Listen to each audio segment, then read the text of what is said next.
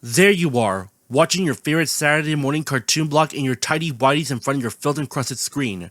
And all of a sudden, bam, they're gone and off the air. You didn't ask for this, you didn't choose this, and yet you are partially responsible for this. You know you're making a great video when you hear that PBS Kids may end due to this prick, so I guess this video became scarily accurate. But there was a trend that also ended, or at least became a shadow of its former self, partially thanks to a government as crazy as the one we have currently. Saturday morning cartoons. You remember the time when you could get up, make a bowl of Fruit Loops, and sit on your couch so you can see Pokemon? There's no way anymore, because it's deader than a Nuzlocke run. Happy April Fool's Day from Kids WB.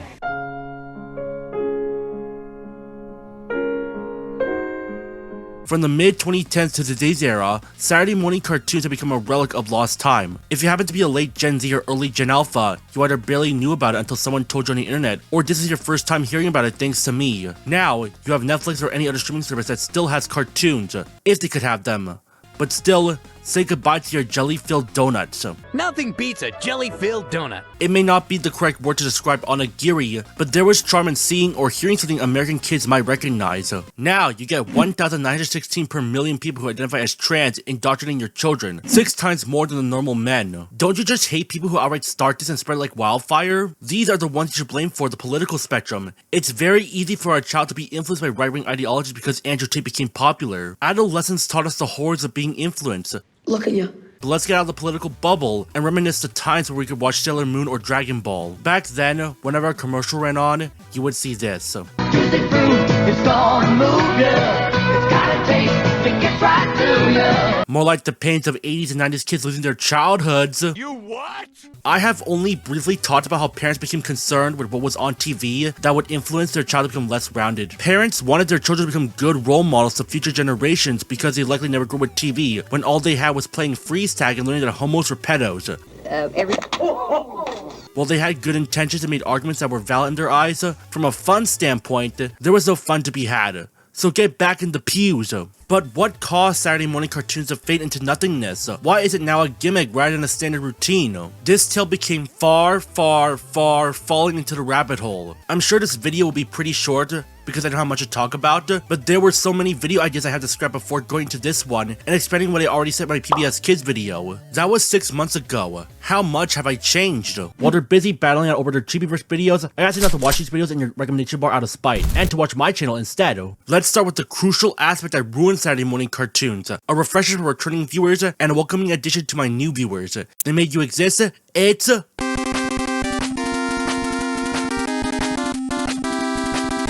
We all know that we have to be responsible in the future. It's also justifiable that something online can influence a child to become another Andrew Tate or Logan Paul. Sadly, I almost fell into that hole. But to understand what made parents overprotective of us, we must travel back to when it all began.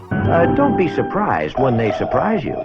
Back in the 1960s, television and film were on the rise. Spartacus became a world sensation. Cleopatra nearly bankrupt 20th Century Fox, and the Guns of Navarone would give us Wolfenstein. Please, Machine Games, I want Wolfenstein 3 news. Anyway, children were moving away from being forced to work for penny-selling newspapers to just being normal kids before the right accused them of being gender-confused freak shows.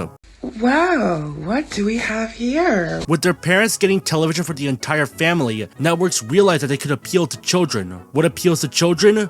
Cartoons.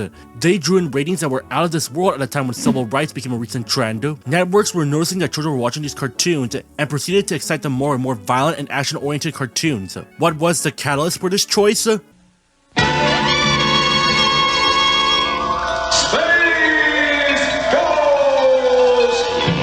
Space Ghost. A superhero travels across space to fight supervillains alongside his team sidekicks and a monkey. Wow, it's unbelievable! The show was so popular that other networks had to jump in with more violent and action-oriented cartoons to varying degrees of success. But something was ready to depower our hero. Moral Guardians. Hey, that's funny. They wanted the Mickey Mouse Club. Why can we not have that rather than have an I, quote, lumps of inner protoplasm on the living room rug that is my children staring glassy-eyed at the boob tube. We could have our children practicing piano, doing schoolwork, or cleaning their rooms where we could turn off that TV. That's not to say that they benefit us from being more well-rounded, but from a fun point, let's just say that a little thing that has 4 letters and starts with P became heavily more prominent. boob tube, there was no one showing their knockers to children. Even networks wouldn't go that extreme. But let's just say that even when networks tried to entice their viewers with non-stop action and excitement at a child demographic, parents were far more strict. There was no internet, or at least it was rare to access it, so parents were heavily monitoring their children. Parents wanted to get their children into a good college/university, so no TV for them. When they didn't have homework, enroll them in sports. Sports! Basketball, soccer, cheerleading, and baseball were the perfect sports for a middle-class family in Connecticut. Anything else was either saved for winter or was only for those who lived near the beach. Other extracurricular activities such as playing piano or other musical instruments were for adults who wanted their children to have good futures. But there was no need to play instruments as they set paths of their own.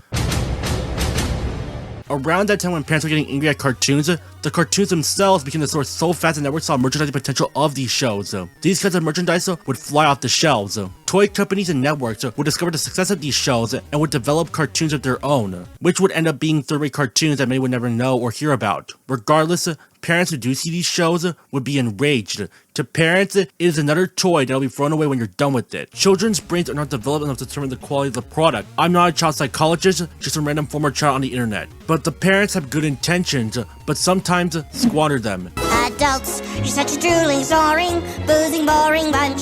Have you ever seen a commercial that made the product look amazing, but then you get it and realize it's a piece of garbage? That's like 80% of these Saturday morning cartoons. Might look amazing, but a mediocre, forgettable slop. Real slop has got chunks of things in it. This is more like gruel. Parents will have none of this. A group of mothers from Boston banded together in 1968 to form the Action for Children's Television. For the sake of pacing, I'm gonna call them ACT.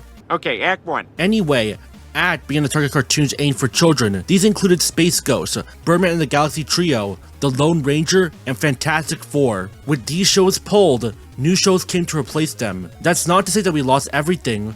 We got Scooby-Doo that way. In 1971, a 23-page petition appeared on John F. O'Brien's desk at the New York Federal Communications Commission, wrapped in a Christmas present. This petition asserted that advertising aimed at children must be banned, as they lacked the maturity to analyze the claims made in the commercials. Children do not have the money to purchase these products, so they turn to their guardians for assistance. The products that children wish to obtain are often expensive. Take this dollhouse, for example. The article noted that it costs up to $37, and when adjusted for inflation, that becomes $292.16. That don't make no sense.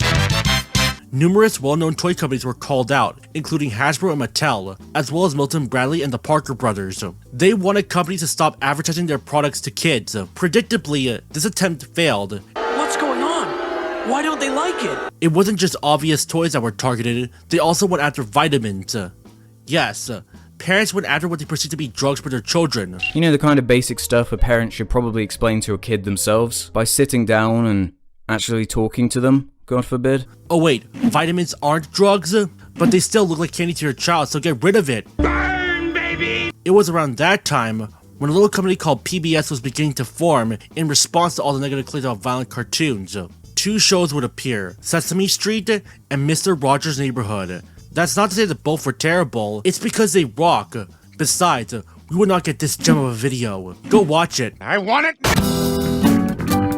By 1973, the National Association of Broadcasters, which monitors the airing of television networks, agreed to act to limit commercials to at least 12 minutes per hour. Additionally, hosts from children's favorite TV shows were prohibited from promoting products. This began the downfall of Saturday morning cartoons. What was the point of advertising and promoting their products if the characters that the children recognized weren't allowed to do so? It didn't help further when 1977 rolled around. In 1977, ACT, along with the Center for Science and the Public Interest, a consumer advocacy group, petitioned the FCC to outright ban advertising to children, repeating the aspect that children were too young to understand the purpose behind marketing. It doesn't help that the products being promoted were not just toys, but sugary cereal and candy. But the 1980s came in. G.I. Joe had entered deployment, My Little Pony trotted onto the air, Transformers rolled out, Teenage Mutant Ninja Turtles kicked shell, He-Man had the power, and this obscure cartoon called Captain Power came in for some reason. It was a depiction of Nazi-like robots ruling the world. Power on. Captain Power and the soldiers of the future. Before Wolfenstein, you had Captain Power. There was also a cartoon based on Hulk Hogan. I never heard of it until doing research for this video. But Captain Power sounded way cooler, so let's power drive Hulk out. Captain Power was made with older audiences in mind. It is about humans being subjugated by an artificial intelligence called Overmind under the command of Lord Dread. This is your new world. This is what you've left humanity. So Terminator, but at home. I recommend this video for more information, but to any kid, that sounds like the most epic plot ever. You part of the outfit that's been raiding Dread? Stick it in your ear. However, parents were not impressed. Surrender now, or you'll force us to destroy you. Come try it. Kill them. The writers for Captain Power were also dissatisfied. You're kidding. They wanted a darker and edgier story as the series progressed, but toy companies like Mattel saw it as nothing more than a toy commercial for children. The TV show fires back. No kidding. Captain Power versus Lord Dread. I don't believe it. Definitely gotta get me one of those. Additionally, the title sounded awkward. Captain Power? It sounds like something you would see on a kid's show. That's like calling Mortal Kombat Drag Fu. How about Robin Williams Fu? Or U2 Fu? Parents argued that the excessive violence was too much for kids. Yes, we can have robots battling each other who can transform, and mutant turtles who can kick ass, but not something like this. Well, Colonel, I guess we owe you one. Yet, parents managed to get one cartoon off the air. Garbage Pail Kids.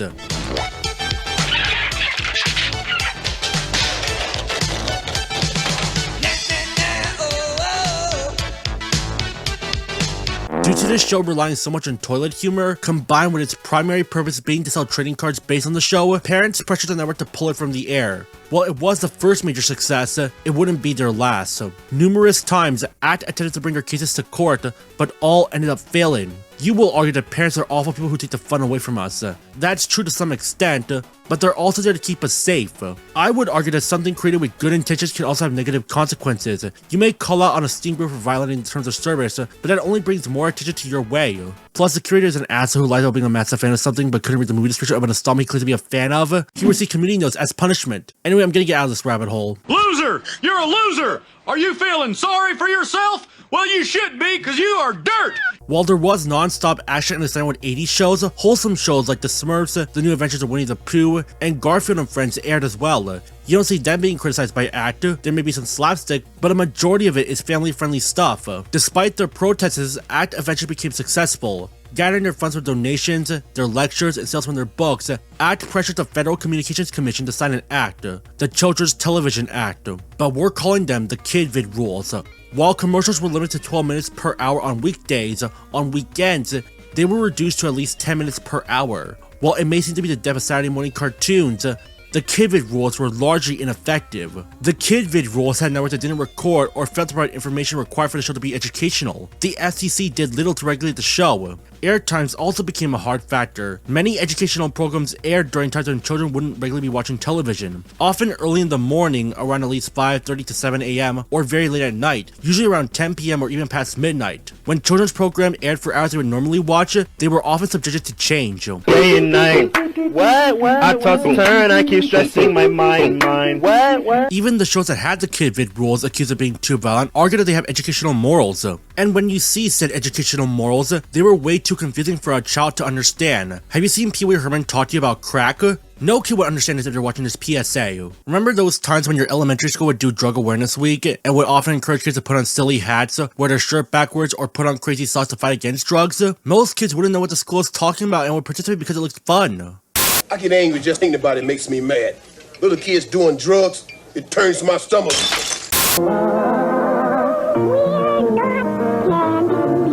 And if you do drugs, you go to hell before you die. You go to hell! You go to hell and you die! Probably the most extreme case in a show claiming to be educational was a Christmas special called Santa Claus is Coming to Town. It claimed to be educational because, and I quote, answer some of the mysteries, myths, and questions surrounding the legend of Santa Claus. It didn't help matters that ACT, the very same advocacy group that petitioned this act, folded in 1992.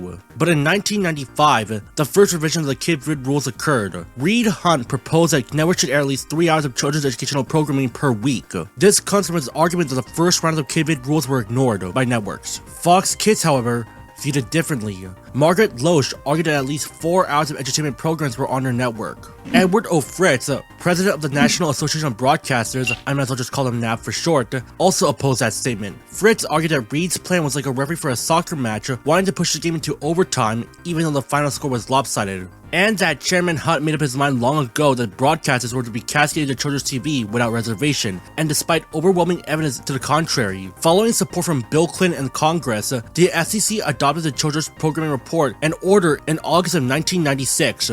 These rules regulate that educational children's program must be at least 30 minutes in length, and that all commercial stations must air at least 3 hours of educational content per week. Beginning in 1997, you cannot find an educational show without this logo. Around that time, PBS Kids was taking off faster than ever, thanks to a show called Arthur.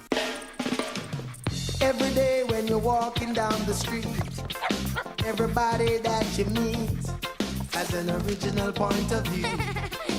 Every day when you're walking down the street, watching every show you meet, get right for you and me. The FCC revised the kid vid rules again in 2006. The EI you see in a television show opening must be on throughout the program. Websites promoted by children's shows were not allowed to promote any commercial content and must provide content related to the show, like flash games, clips, or even full episodes. They were revised again in 2019 thanks to the rise of streaming services. Now, educational programming can air at the earliest time, 6 a.m. PSAs are also allowed to have the EI logo, but by 2019, Saturday morning cartoons were extinct. So what was the purpose?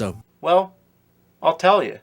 Absolutely fucking nothing. Even when the kid vid rules first came into effect, Saturday morning cartoon blocks remained just as popular as it was. They may even be more popular in the 90s than it was in the 60s because a plethora of memorable children's cartoons aired around that time. Considering that in today's era, kids are becoming feral with no place for children to safely visit, and if you ever make a complaint on the lack of kid spaces, not safe spaces, kid spaces, you get accused of grooming. Don't you just love these kinds of people? But let's bring it back to the 90s. Why then would Saturday morning cartoons still fade into obscurity despite a sense of forced tolerance and being well-rounded being largely ignored? You got any vanilla? I can do that. Shouldn't parents be insulted by this rise in popularity in premium cartoons? Notice I said the word premium, because it leads us to our next reasoning.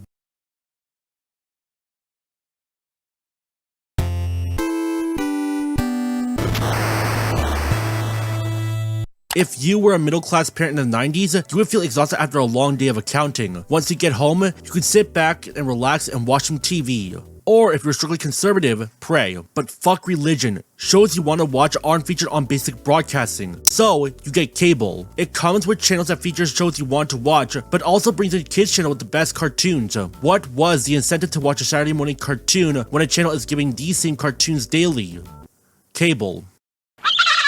Parents and the actor, cable served as the middle finger to kid vid rules. They were not restricted by their commercials, unlike non-cable channels. They also didn't have to air educational content as much as their non-cable counterparts, and they also bought us some of the best and most memorable cartoons of all time. Rocko's Modern Life, Rugrats, Dexter's Laboratory, Powerpuff Girls, Darkwing Duck, Goof Troop. What were the memorable Saturday morning cartoons that you watched as a kid? I hate to sound like a parent, but the primary purpose of these cartoons was that they wanted to sell toys. People market things to make you spend more money. I say a broken clock can be right twice a day. Not only were they merchandise driven, they were either forgettable, obscure, or were so atrocious that it's better to have them die in darkness. It was also a time when educational content ended up being a bit hypocritical in its purpose of teaching children good morals by advertising merchandise based on their shows. Speaking of merchandise, the commercials that aired were even more competitive than it was in the 60s. This led to products trying to up themselves as a superior option by having edgier ads or using buzzwords. You're toast. Which place is more likely to find these edgier commercials? Cable networks. The 90s were the time to be more edgy. That one didn't age quite so well. It was cooler to be someone with attitude than a friendly get-together. Sometimes it could be a little too extreme. Okay, very extreme. Extreme enough to have a lasting impact on the world. This trend continued into the 2000s. More recognizable shows began airing. Heck, Nick, CN, Disney, and even PBS Kids had their strongest decade ever around that time. It became a heavy debate in the schoolyard on which channel is better. If you happened to be one of those kids without cable, you you could only watch Saturday morning cartoon blogs as a pat on your back for your participation, and get beaten up for being poor. Less and less for having toy-based shows, and more cartoons with mature themes and really clever humor. It was not seen as a kid-focused medium as it was in the 60s, but rather something for everyone to enjoy. They still had the action-packed nature of the 80s shows, but they also had themes like growing up, dealing with dead loved ones, and war. This is why many of them still have their fan bases to this day, and why others fell into the rabbit hole that is obscurity. Commercials, meanwhile, were getting more bizarre for children. They were edgy in the 90s, but the 2000s would borderline get complacent from parental groups. Pickle boy. His pickles taste bad. Take this Xbox commercial for example.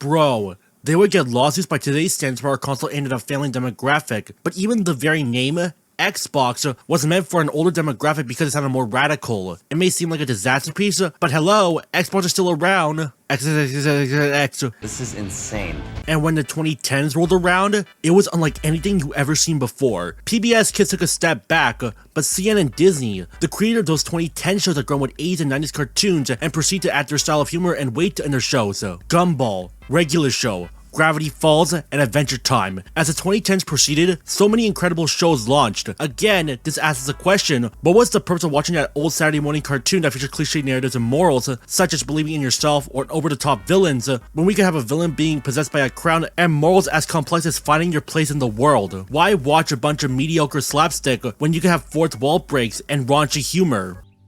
This is worthless. And commercials started being more laid back and more like the wholesome family-friendly style, but were still minors legally. Teens.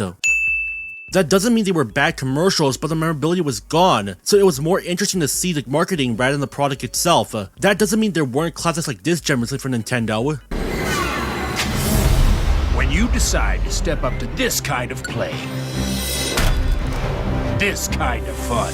If one thing has aged well, Paul Rudd is back for Nintendo. It doesn't help matters that some Saturday morning shows were syndicated for a new demographic. Now, what is syndication? Syndication is when a show airs outside its normal network. They get sent to multiple stations where the station can do whatever it wants with it. Shows that have been syndicated include most Cubo shows, as that channel is more reliant on acquired programs. Syndicated cartoons are less in quality in terms of animation as well as writing, just to encourage you to buy toys from them, or were just a throwaway show just to fill in the time slot. This meant that if you wanted something of quality, Saturday morning cartoons aren't gonna cut it. If you had cable, even kids would know which is the better option. It doesn't help that the syndicated cartoons would even air on these cable channels like Disney and CN. Successful ratings on these cable channels brought in more revenue for these shows, resulting in cartoons being pulled and being replaced by teen and adult shows, something that a child wishes to avoid. I'm not touching that one with a 20-foot pole. It also doesn't help that a certain kind of animation would increase in popularity, but we'll get to that later. Actually, let's loop back onto this right now. Anime. Cause I figure, if there is intelligent life out there, then let's teach them how to duel. Well, anime was around since the 60s in America. It didn't take off until the 90s. You can't catch all 150 Pokemon by yourself. Pokemon, Dragon Ball Z, and Sailor Moon made Japanese animation so popular that it ended up replacing Saturday morning cartoons. You don't have super villains, but rather a monster of the week plot that revolves around a lot of punching and kicking, and cute monsters smacking the shit out of each other. Yu-Gi-Oh came in and made the cute monsters look like old news. Kids wanted to be cool, so why bring them wholesome fun that was this? Nobody wanted Fred Flintstone, they wanted Kick Shell. Teenage Mutant Ninja Turtles coming to a GameStop near you. Oh, we're going off topic. Yeah, my thoughts exactly. What we should get into was another killing blow for Saturday morning cartoons that happened around the same time cable and anime were on the rise.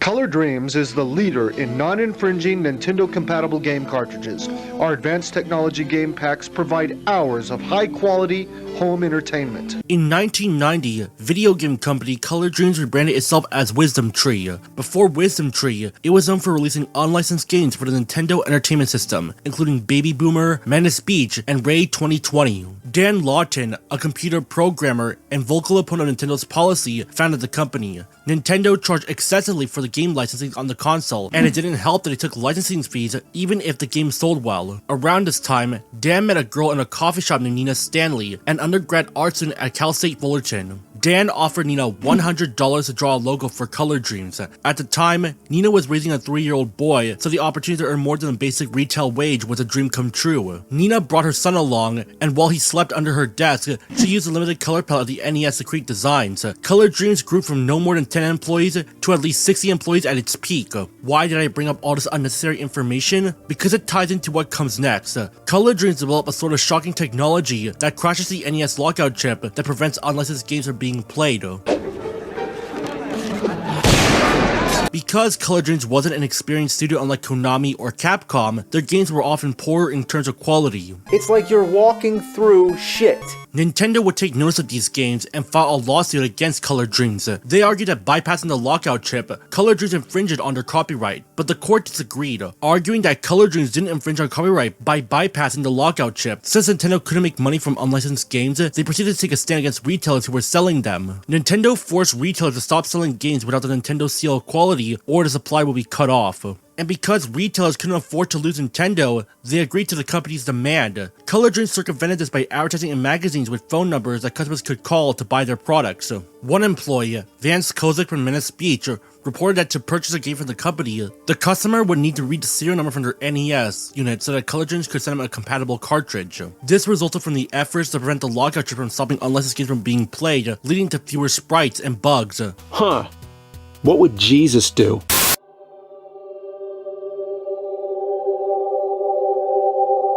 Do you ever worry that they're playing too much Nintendo? Oh, not anymore. See, Matt has Bible adventures. They're actually learning Bible stories while they're playing Nintendo. Quick, get that Bible quote. In 1990, Color Dreams considered producing games with biblical themes.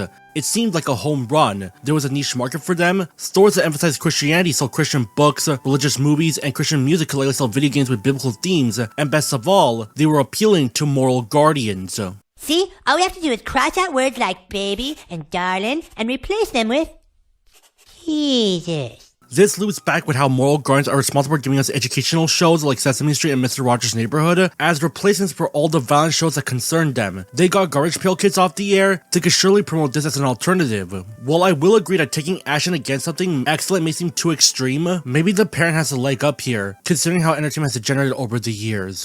To prove that their games are worthy of being sold, Color Dreams rebranded itself as Wisdom Tree, sent 3-foot-tall displays of their newest game, Bible Adventures for Nintendo, VHS cassettes showing gameplay, and offer promotional videos with lines such as, "This game promotes Bible literacy and teaches children about the Bible while they play a fun, exciting Super Mario Bros. Style video game." This game promotes Bible literacy and teaches children about the Bible while they play a fun and exciting Super Mario Bros. Style video game. Since no other company at the time produced Christian games, Wisdom Tree sold Bible games like hotcakes. Nintendo knew these biblical games, but couldn't pursue them without bringing bad PR to the company. If you recall from the Concerned Parents chat or Saturday Morning Cartoons dying, these parents, or at least some of them, were also likely concerned about the amount of violence in cartoons aimed at children. These parents raised their children in Christian households. It was all about togetherness, love, and kindness. Imagine sharing the wealth of the Bible with your entire family for the remarkably low price of $16.95. Therefore, a company or media filled with violence, or at the very least anti-Christian, would be seen as the devil's child. Amen, I'm gonna play Doom the Dark Ages instead. What do we have for children instead? VeggieTales? God loves you? Well, God can protect me from this. A Catholic priest on the south side of Chicago is being investigated by the Department of Children and Family Services for alleged sexual abuse of a minor. A new trial date has been set for pedophile priest Lawrence Hecker. In other news at 10 o'clock, a Roman Catholic priest has been arrested and removed from his Downey parish tonight over allegations of child molestation. New at 11, a former Oakland priest is in jail tonight after allegedly killing a pedestrian. As of now, you can get Super Noah's Ark 3D on Steam for $10. As for Wisdom Tree, they have disappeared. There was no joy in watching them be demeaned other than mocking it for YouTube. If I was God, I'd be pissed. Not only did conservative parents go after violent cartoons, but they were also targeting companies that may seem anti-religion, like Nintendo, one of the biggest juggernauts in video games. I bought the 64 system for a son for his 35th birthday. But how did this company become one that actively stopped all competition, regardless of whether they shared the same format? The answer is actually stupid easy. Video games. Video games ruined Saturday morning cartoons, and it's all due to one slogan. Hit her up. Genesis does 16-bit arcade graphics. You can't do this on Nintendo. Genesis does. Sega Genesis is 16 bits. 3DO is 32 bits. The Atari Jaguar is 64 bits, which is more advanced. Hey, there's an easier way to get color. Get a Game Gear, the full color portable with over 150 games, like the new Echo, Mortal 2, and Sonic Triple Trouble. While arcade games were popular in the 80s, home video game consoles brought the experience home. Sure, they still had the NES-style graphics and whatever the hell this is, but when the 90s came, it was the battle for the consoles. The spark is a simple 3-letter word. The average gamer knew bit about bits. Try explaining that to your parents. Oh, I want a Super Nintendo for Christmas. Don't you already have a Nintendo? Yeah, but this one's 16-bit. What's that? I don't know. From Wikipedia's article, the bit is the most basic unit of information in computing and digital communication. The name is a portmanteau of binary digit. The bit represents a logical state with one of two possible values. Try telling that to an 8-year-old who wanted to play Mega Man. Everyone knows that bigger is better. The average consumer didn't understand what a bit actually was, but they did know one thing. The more bits, the better. The early 90s became a war over which console was superior in terms of graphics. Totally not Nintendo, which is better gameplay. I want to be a real man and spend $700 on the 3DO. As the years continued, games were more advanced in terms of graphics, so that they could mimic a cartoon in terms of visuals. No doubt that the South Park games can look like the show, which will fool gullible fans into thinking that it's an episode of the show. This gave players an incentive. Why watch an episode of the show when I could be playing a video game based on the show instead? More interactivity meant more freedom to the player. Now pick up that controller. But regardless, when the Xbox One and PlayStation 4 hit, Saturday morning cartoons was on its last legs, and eventually the last major block that featured anime, Vortex, had shut down, leading to children with no cable crying on the floor as they're stuck with Clifford the Big Red Room of Boredom. I mean, what else could we watch? PBS Kids? Cubo? Go Pray for a Miracle? Or you could just pirate. Yeah, that too.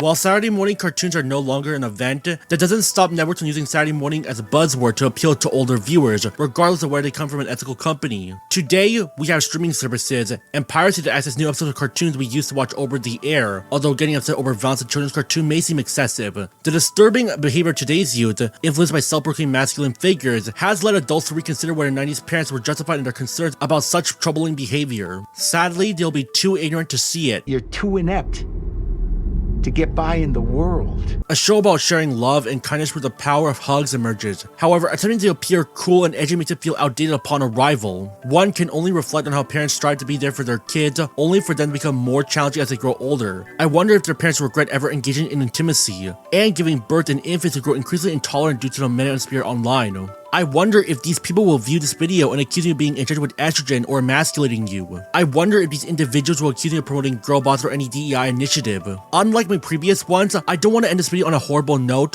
but I will be grateful that Saturday morning cartoons brought us educational content. Without entertainment, kids will resort to alternatives to entertain themselves. That's when they run into political channels that will influence them. Can we say that Gamergate was a mistake? I think Mighty Q said it best. They latch on to whatever rage bait they could find and feed their audience without really any research, as I've highlighted time and time again. They send their fanbase to attack developers for simply creating a game they disagree with. That is childish behavior and gross abuse of power that has no business in the gaming community. A female! You need to leave. Oh lord. But I say it applies to everything. These guys should go fuck themselves. At least they got community noted and ratio from time to time, and it's glorious to see them backpedal. Let's give a moment to praise the most legendary ratio of all time that happened this year.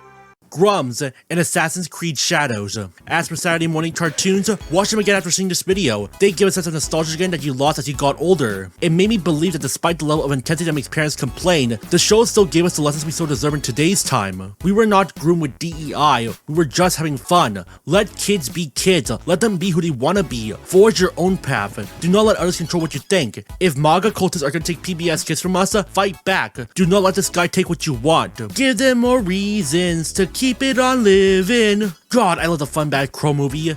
Thanks for watching, and don't forget to stay out of cringe.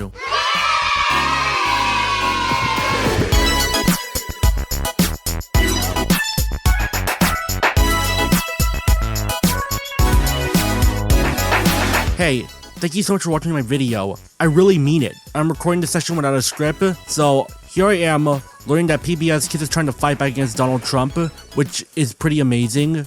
We still have PBS Kids for now. Since the Switch 2 is coming like 2 days after I record this, I'm gonna be busy trying to find a console I can pre-order. And because it's game month, I have a little thing planned because I've been to Blue Sky so much. Accio.